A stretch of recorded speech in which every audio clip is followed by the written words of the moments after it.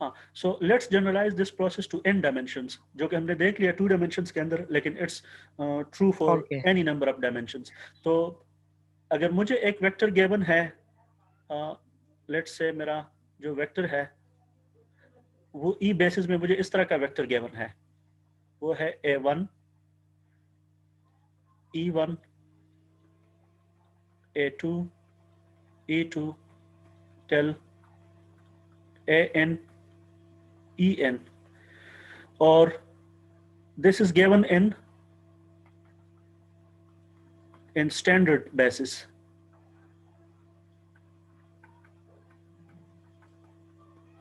ठीक है, और मुझे न्यू बेसिस ये गिवन है।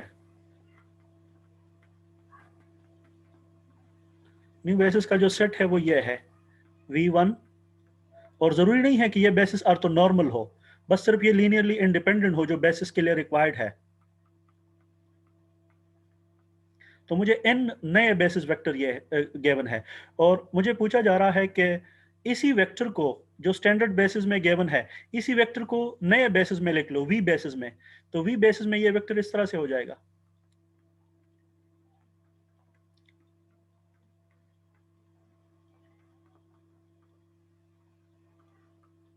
v3 till an prime vn। Remember यहां पर जो ai है, ये वाले ai they belong to the complex numbers, और सिमिलरली यहां पर जो ai प्राइम्स है ये भी कॉम्प्लेक्स नंबर्स हैं, लेकिन ये वाले कॉम्प्लेक्स नंबर्स और जो नए वाले अपडेटेड कॉम्प्लेक्स नंबर्स हैं वी बेसिस के अंदर, जो बार वाले हैं, they are not in general equal. ठीक है, तो अब मेरा गोल ये है कि मुझे ये नया वेक्टर चाहिए, नए बेसिस के अंदर ये वेक्टर क्या होगा। तो हम क्या करेंगे, फार्मूला 2 डायमेंशन के लिए क्या था, एनीबॉडी? किसका सर? ट्रांसफॉर्मेशन फार्मूला क्या था 2D में? a1 a2 is equal to A2. 2 a1, equal to a1 ये इसी तरह है ना। इस ट्रांसफॉर्मेशन से मुझे अपना रिक्वायर्ड रिजल्ट मिल जाता है। ये मैट्रिक्स अगर मैं ऑपरेट करूं अपने पुराने जो स्टैंडर्ड बेसिस में मुझे वेक्टर गिवन है, तो मुझे ये रिजल्ट मिल जाता है। अब ये फार्मूला इन डायमेंशन के लिए कैसा होगा, यहाँ पर ये जो वेक्टर है ये टी मैट्रिक्स क्या होगा, T matrix is equal to 2 dimension के लिए पहला कॉलम v1 और दूसरा कॉलम v1 v2 था। v2 था।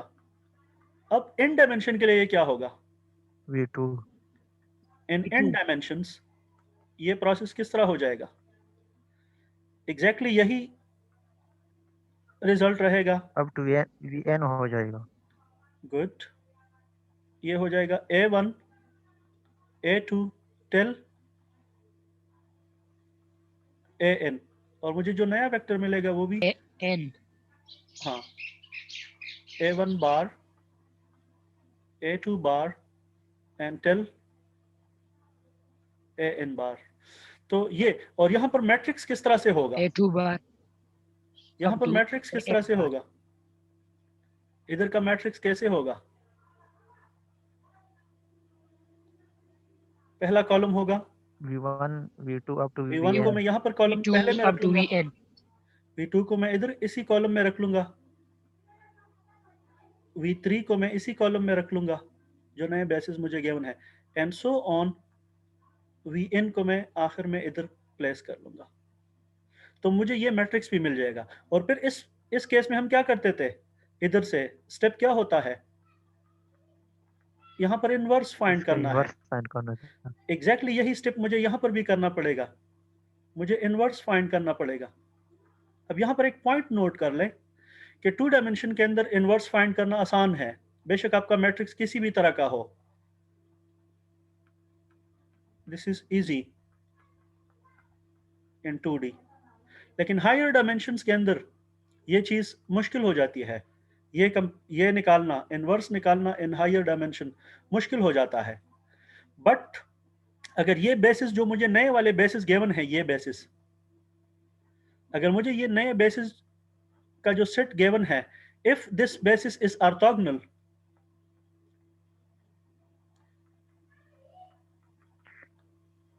then T inverse is equal to T transpose. Yes, new basis अगर ऑर्थोगोनल है, देन ये स्टेप मेरा आसान हो जाता है, ये वाला। फिर इनवर्स किसके बराबर होता है? फिर inverse is equal to, T transpose. in the general case it is equal to the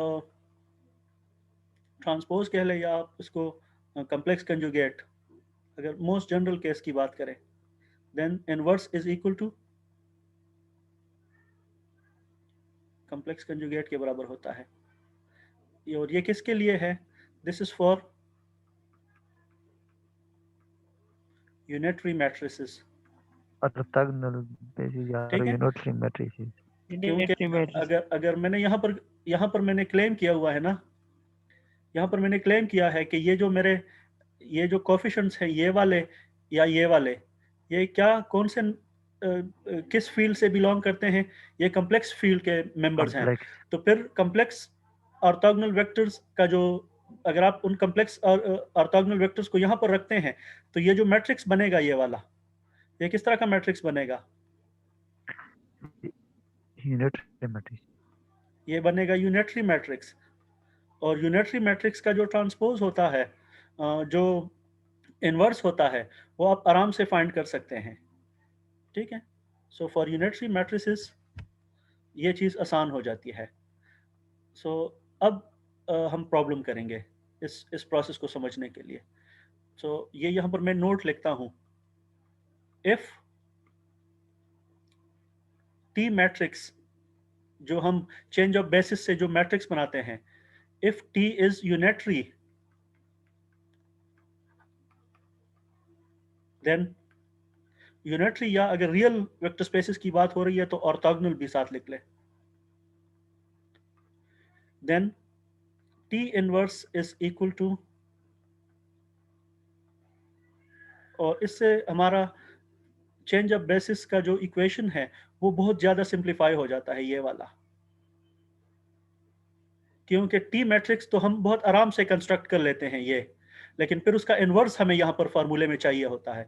तो ये इन्वर्स, अगर आपके ये वेक्टर्स ऑर्थोगोनल नहीं हो, ये v1, v2 और v3, तो फिर इस इन्वर्स को आप स्टैंडर्ड प्रोसीजर जो कोफैक्टर वाला है या जो एडजॉइंट वाला है 2 डायमेंशन में, उस तरीके से करते हैं। तो ये यूजुअली थोड़ा सा मुश्किल हो जाता है हायर डायमेंशन में, लेकिन ये चीज़ फिर आसानी पैदा करता है, ये वाला, कि अगर आपका ये टी मैट्रिक्स यूनिटरी हो या ऑर्थोगोनल हो, तो देन उसका कॉम्प्लेक्स इसके बराबर होता, जो उसका इन्वर्स है वो इसके ट्रांसपोज कंजुगेट के बराबर है। और ऑर्थोगोनल के केस में वो सिंपली ट्रांसपोज के बराबर है, Transpose के बराबर होता है. For orthogonal case only. So let's do a problem, so let's solve Clear this है, प्रॉब्लम कि ये मुझे वेक्टर गिवन है इन द स्टैंडर्ड बेसिस, और इसको मैंने ट्रांसफॉर्म करना है इन the new basis. So equation मेरा क्या है, जो फार्मूला मैं अप्लाई करूंगा, दैट्स वेरी सिंपल, कि T inverse T inverse acting on my A1 in the, बल्कि इसको मैं ऐसे ही लिख लेता हूँ, vector in the standard E basis. basis is equal to my new vector in the E basis, ये है। अब T मैट्रिक्स मुझे पहले बनाना है, तो T मैट्रिक्स क्या होगा, कैसे बनाऊंगा T मैट्रिक्स? पहला कॉलम, पहला कॉलम रख लूंगा, बल्कि 1/√2 सब के अंदर है, तो इसको मैं पहले यहाँ से कॉमन ले लेता हूँ। तो पहला कॉलम यहाँ पर रख लूंगा 1 1, और ये दूसरा कॉलम 1 1 इधर रख लूंगा। So this is 1 1 minus 1. 1 minus 1, -1. तो ये मेरा टी मैट्रिक्स बन गया। अब जरा इस मैट्रिक्स को चेक कर ले, वी कैन क्लियरली सी कि ये मैट्रिक्स जो है ये ऑर्थोगोनल है। आप खुद इसको चेक कर ले कि v1 into V2 is equal to 0. So ये मैट्रिक्स क्या हुआ? ऑर्थोगोनल हुआ। ये है ऑर्थोगोनल। अगर ये कम्प्लेक्स नंबर होते तो फिर हम इस मैट्रिक्स को कहते हैं कि दिस इज यूनिटरी। अब मुझे तो ये चीज चाहिए ना ट्रांसफॉर्मेशन के लिए। Yes sir. सो टी इस जगह इनवर्स क्या सिर्फ हो जाएगा? ट्रांसपोज फाइंड करना है। Then T T inverse transpose is equal to T transpose की जगह मैं यहाँ पर डेगर लिख लूंगा क्योंकि ये टी पहले से है। तो this implies that T inverse is equal to, अब ये जो कॉलम है ये कॉलम रो में चला जाएगा, या आप इस तरह से भी कह सकते हैं कि ये जो रो है ये कॉलम बन जाएगा। तो पहला रो जो है ये वाला, ये पहला कॉलम बन जाएगा। सो 1/√2 इज स्टिल कॉमन, तो इसको बाहर लिख लें। This is 1 1। और ये जो दूसरा रो है ये आपका दूसरा कॉलम बन जाएगा ट्रांसपोज के लिए। तो दिस इज 1 एंड -1। -1। तो ये मेरा इनवर्स भी है इस मैट्रिक्स का। जो मैट्रिक्स है वो अपना खुद का इनवर्स भी है, बराबर है आपस में। Yes sir. एग्जैक्टली यही मैट्रिक्स मुझे फिर से मिल रहा है। जो मैंने ट्रांसपोज ले लिया ना, ये ट्रांसपोज्ड मैट्रिक्स है। ट्रांसपोज्ड मैट्रिक्स भी इसके बराबर है। So it mean this is, ये बहुत एक सिंप्लीफाइड प्रॉब्लम हो गया। अब नेक्स्ट हमने क्या करना है, इसी इक्वेशन में वैल्यूज पुट करनी है। तो अब मेरे पास ये ऑपरेशन है कि इस इनवर्स को मैं अप्लाई कर लूंगा, जो वेक्टर मुझे गिवन है ई बेसिस में उसके साथ मल्टीप्लाई करूंगा, तो मुझे मेरा नया जो वेक्टर है जो मुझे रिक्वायर्ड है ये मुझे मिल जाएगा। ये रिक्वायर्ड है, मुझे ये भी पता है और मुझे ये भी पता है। So let's do this step कि ये मैं मल्टीप्लाई करता हूँ, इसकी वैल्यू पुट कर लेता हूँ। This is 1/√2 1 1 1 -1। इसको मल्टीप्लाई कर ले अपने वेक्टर के ऊपर। तो वेक्टर मेरा क्या है, इधर इसी के ऊपर अप्लाई करूंगा ना, ई बेसिस के अंदर तो ये वाला वेक्टर है। तो इधर से इसके साथ भी √2 है। तो जब ये √2 और √2 मल्टीप्लाई हो जाएंगे तो रूट खत्म हो जाएगा, और फिर यहाँ से 1 और आयोटा। इस मल्टीप्लिकेशन से मुझे क्या मिलेगा, 1/2 अपनी जगह आ जाएगा। ये मल्टीप्लाई हो जाएंगे ना, लुक एट दिस, ये रो और ये कॉलम मल्टीप्लाई करेंगे तो पहला कंपोनेंट क्या बनेगा, और जब ये दूसरा रो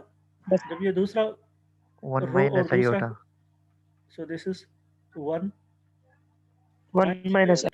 तो ये मेरा वेक्टर मुझे मिल गया है इन the new basis.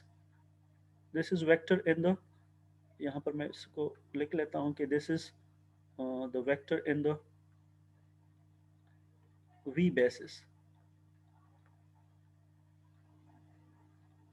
So 1 plus I और 1 minus I, और बीच में यहाँ पर एक अदद 1/2 भी है।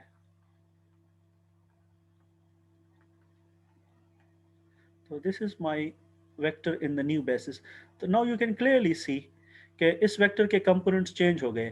पहले बेसिस में इसका पहला कंपोनेंट क्या था, 1/√2, और दूसरा कंपोनेंट क्या था, आयोटा डिवाइडेड बाय √2। और यहाँ पर पहला कंपोनेंट क्या है, 1 plus iota divided by 2, और दूसरा कंपोनेंट क्या है, 1 minus iota by 2।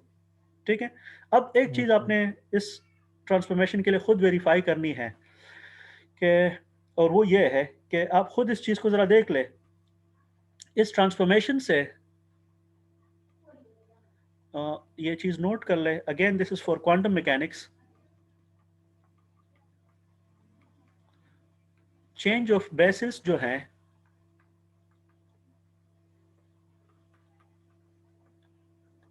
Preserve the norm. अगर ये चेंज ऑफ बेसिस आप करते भी हैं तो आपके वेक्टर का नॉर्म चेंज नहीं होगा।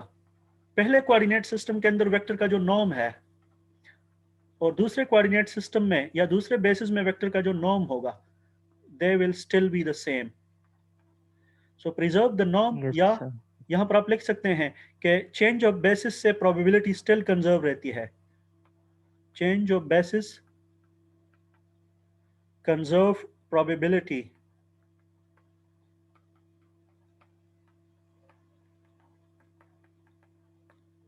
ठीक है, या नॉर्म प्रिजर्व रहता है या प्रोबेबिलिटीज सेम रहती है। अगर आप अपने स्टेट को किसी भी बेसिस में लिख लो, लेकिन उससे आपके जो प्रोबेबिलिटीज होती है, ओवरऑल प्रोबेबिलिटी, वो सेम रहती है। ठीक है, यस सर। कंजर्व प्रोबेबिलिटी का मतलब है कि the total probability will remain the same. या वेक्टर का जो नॉर्म सेम रहेगा in the language of linear algebra, वो नॉर्म जो है वो चेंज नहीं होगा। तो इस बेसिस में अगर वेक्टर का जो मैग्नीट्यूड है स्टैंडर्ड बेसिस में, वो नए बेसिस में भी वही होगा, लेकिन इसके कंपोनेंट्स अपडेट हो जाते हैं चेंज ऑफ बेसिस से। ठीक है, तो ये चेंज ऑफ बेसिस रोटेशन भी हो सकता है, रिफ्लेक्शन भी हो सकता है, किस तरह की भी चीज़ें हो सकती हैं। So yes sir. ये ट्रांसफॉर्मेशन जो है ये आपके नॉर्म को प्रिजर्व रखता है।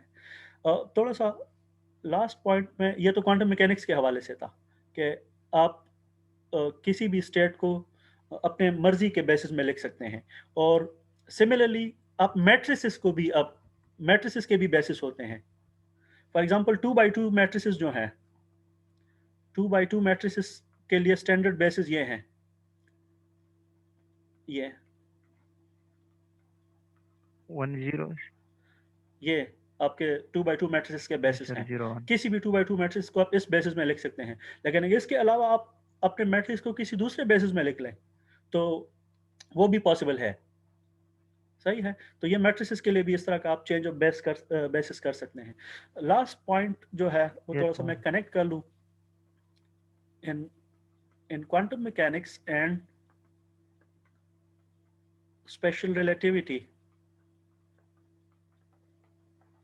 ये चेंज ऑफ बेसिस हम मोस्ट ऑफ द टाइम करते होते हैं, क्वांटम मैकेनिक्स के अंदर भी और स्पेशल रिलेटिविटी के अंदर भी। तो क्वांटम मैकेनिक्स के अंदर अगर हम ये चेंज ऑफ बेसिस कर ले तो हमारी प्रोबेबिलिटीज क्या रहती हैं after change of the basis?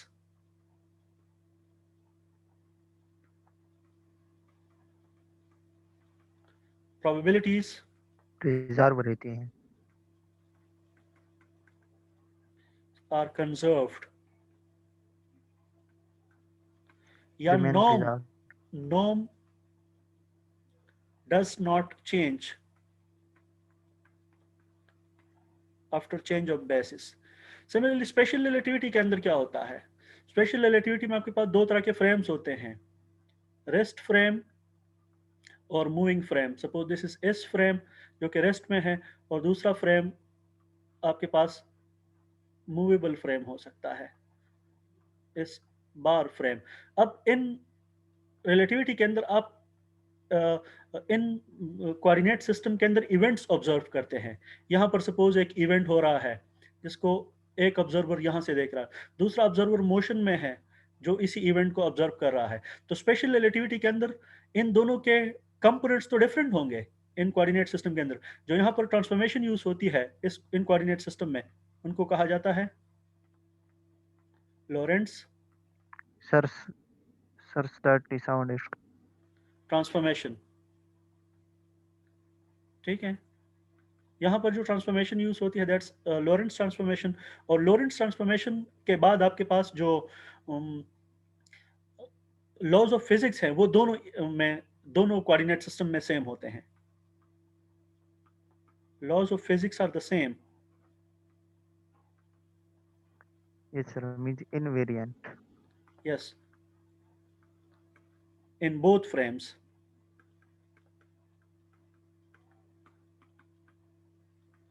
So laws of physics are invariant. The physics is invariant. Laws are applicable इसमें भी और इसमें भी, लेकिन यहाँ पर एक के लिए स्पेस के कोऑर्डिनेट कंट्रैक्ट हो जाते हैं, यहाँ दूसरे के लिए टाइम श्रिंक हो जाते हैं, सो ऑन, इस तरह की चीज़ें हो जाती है। कंपोनेंट्स दोनों के पास सेम नहीं रहते, और यहाँ पर कंपोनेंट्स का से मुराद स्पेस और टाइम अलग अलग हैं। एक कोऑर्डिनेट में स्पेस टाइम के एक वैल्यूज होती हैं, दूसरे में स्पेस और टाइम की दूसरी वैल्यू होती है, but overall the laws of physics remains conserved या same in both the frames। ठीक है, सो ये चेंज ऑफ बेसिस का जो आइडिया है, this is really important again from the perspective of quantum mechanics. ठीक है, so this is it from my side. If you have any question you can ask. No, sir. Thank हाँ, you, sir. एक और चीज़ अल्लाह मैं हाफिज। Extend करना चाहता हूँ, Thank you, sir. थोड़ा सा वेट कर ले एक मिनट। ये तो हमने स्टैंडर्ड बेसिस से नॉन स्टैंडर्ड बेसिस में Okay, sir. कन्वर्शन कर ली। अगर आपके पास नॉन स्टैंडर्ड बेसिस Yes, टू sir. नॉन स्टैंडर्ड बेसिस हो तो फिर क्या होगा? conversion 3 from non-standard from basis non-standard basis to the non-standard. from non-standard basis to other non-standard basis. ये प्रोसेस कैसे करेंगे? लेट्स सपोज अगर ओल्ड बेसिस ये हैं जो कि स्टैंडर्ड नहीं है, लेट्स से v1 2 डायमेंशन में अगेन मैं ले रहा हूं, तो इस बेसिस के अंदर वेक्टर क्या होगा? v बेसिस में इसके कंपोनेंट होंगे A1 av V1 av1 v1 plus av2 AV2 V2 v2, और न्यू बेसिस जिसमें मैं वेक्टर को लिखना चाहता हूं वो लेट्स सपोज ये वाला है. Let's say those basis are w1 and w2. तो इसके अंदर W2 वेक्टर, यही वेक्टर अगर मैं नए बेसिस में लिख लूं तो वो किस तरह से होगा? ये हो जाएगा a w1 vector a w2 vector. अब इनके लिए मेरे पास, इसको अगर मैं स्टैंडर्ड बेसिस में कन्वर्शन करूं और इसकी अगर मैं स्टैंडर्ड बेसिस में कन्वर्शन करूं तो क्या फार्मूला है स्टैंडर्ड बेसिस के लिए? इसकी स्टैंडर्ड बेसिस में कन्वर्शन देख वो ले तो और इसकी भी स्टैंडर्ड बेसिस में कन्वर्शन देख ले, सिर्फ वो ट्रांजिशन मैट्रिक के हद तक लिख ले. तो अगर मैं इसको कन्वर्ट करता हूं स्टैंडर्ड बेसिस के लिए, तो स्टैंडर्ड बेसिस में इस वाले के लिए क्या इक्वेशन बनेगा? इसके लिए इक्वेशन ये बनेगा कि ए ई मल्टीप्लाइड बाय इसका जो मैट्रिक्स बनता है, लेट्स उस मैट्रिक्स को मैं कहता हूं वी मैट्रिक्स. ये मैट्रिक्स का नोटेशन है. yes sir. Is equal to A V. ये पॉइंट आप फॉलो कर रहे हैं या नहीं? और अगर इसको मैं स्टैंडर्ड बेसिस में कन्वर्ट करूं तो इसका क्या बनेगा? इस वाले का, इसका सर मैट्रिक्स तो साउंड इशू हो गया. अब ठीक है? Still problem? Can you here? W हाँ. yes sir. So w multiplied by sir अभी ठीक हो गया I think. The same vector in the, ये सर अभी ठीक हुआ. सो ये किस तरह से होगा? ये aw हो जाएगा. समझ रहे हैं बात या नहीं? अब इसका स्टैंडर्ड बेसिस में कन्वर्शन देख ले और इसका स्टैंडर्ड बेसिस में कन्वर्शन देख ले, और यहां पर v मैट्रिक्स क्या होगा? v1 और v2, और यहां पर w मैट्रिक्स क्या होगा? w मैट्रिक्स क्या होगा? ये वाला कॉलम और ये वाला कॉलम. आपको क्या चाहिए? आपको ये कन्वर्शन चाहिए av2 aw AW yes sir. या aw to av. आपको ये चीज चाहिए. आपके पास ये दो इक्वेशन है. एक इक्वेशन ये वाला है, इसको लेट्स सपोज इक्वेशन 3 कह ले और इसको इक्वेशन 4 कह ले. अब इन दोनों इक्वेशन के अंदर कॉमन एक चीज है, वो क्या है? वो ये है. AE है स्टैंडर्ड बेसिस. ठीक है. अब इनको इस कॉमन इक्वेशन के लिए सॉल्व करके और आपस में इक्वेट कर ले. So now you can do this process. इसको मैं सॉल्व कर लूँ कॉमन के लिए तो क्या बनेगा? v इनवर्स से दोनों साइड को मल्टीप्लाई कर लूंगा. v इनवर्स से दोनों साइड को मल्टीप्लाई कर ले तो ये क्या बनेगा? ए इज इक्वल टू आइडेंटिटी में v inverse V inverse AV. av. तो इस इक्वेशन को कह ले इक्वेशन 5, और यहां से अगर मैं इसको w को w इनवर्स से मल्टीप्लाई कर लूँ तो यहां से क्या बनेगा? AE is equal to w W inverse inverse AW. aw. इस इक्वेशन को कह ले 6. अब ये भी ae है और a भी ae है, इन दोनों को इक्वेट कर ले 5 एंड 6. तो 5 और 6 को आप इक्वेट कर लेंगे तो this is v1 inverse a this is, remember कि ये AV है, तो दिस इज AV और this is W inverse, this is AW। अब आपको ये चीज़ चाहिए ना, अब आपको जो भी चाहिए उसी का इनवर्स एक साइड पे मल्टीप्लाई कर लें, तो इस इक्वेशन से आपको अपना गोल मिल सकता है। लेट सपोज आपको AV में कन्वर्शन चाहिए,